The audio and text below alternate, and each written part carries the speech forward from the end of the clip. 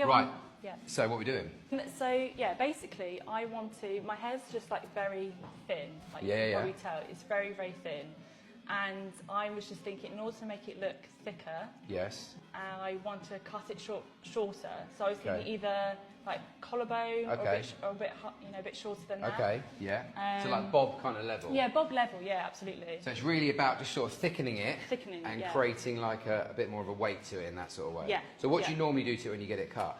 Generally just get it trimmed, cut off all like any like sort of loose ends, and obviously I've been having it coloured, but I'm sort of.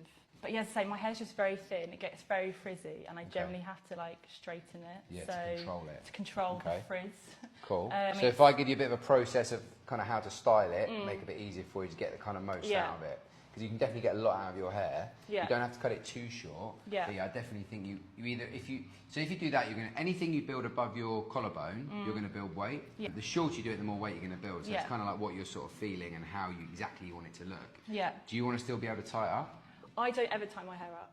Ever? Because it's just, if I tie my hair up, you can see my ponytail would be like tiny, like it's so small. Like I just think it looks pathetic then. No. So I tend to just leave it down all the time. Yeah, cool.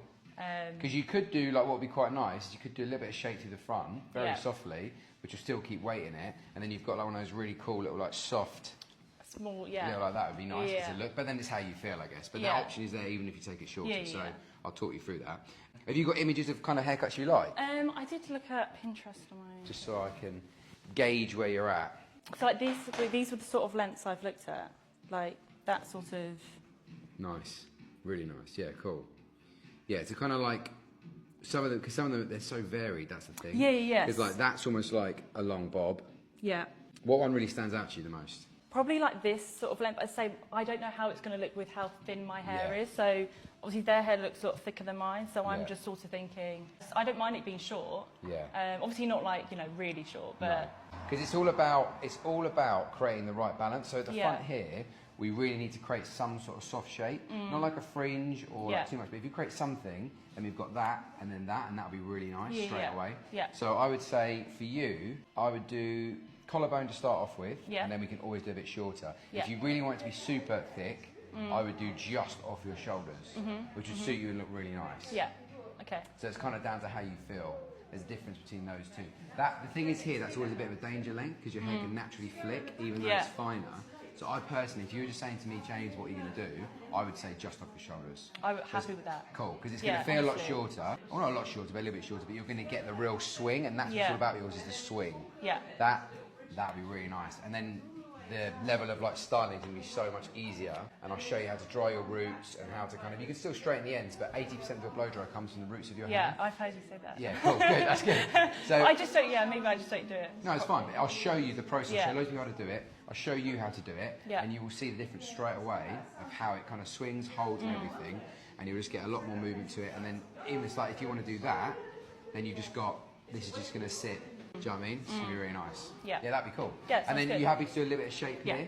Yeah. Yeah? So like a little bit, I'd say like on you what would be really nice is just like mouthy chin, and then very softly just, so like between there and they got a little bit of shape, but not too much, and that just gives it like a bit of a balance there. So you've got like that, and then that'd be really nice. But it's all one length. Yeah, all one length. That's all we're doing. Yeah. What product do you put in it when you style it?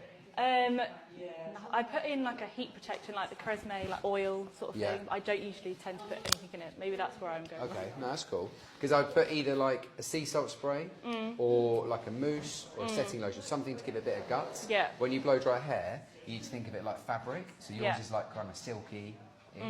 You need it to feel a bit more like linen. So not untidy, but then it will hold, and when you blow dry it, will have that body and hold to it, and a lot more than you realise. You're going to be quite surprised what we're going to get out of your hair. Okay. Cool. So we're going to try and change your life now. Is that good? That sounds good, yeah. Cool, yeah? On the hair front anyway. Yeah. So happy with that? Yeah, no, happy with that, yeah. Right, let's wash your hair and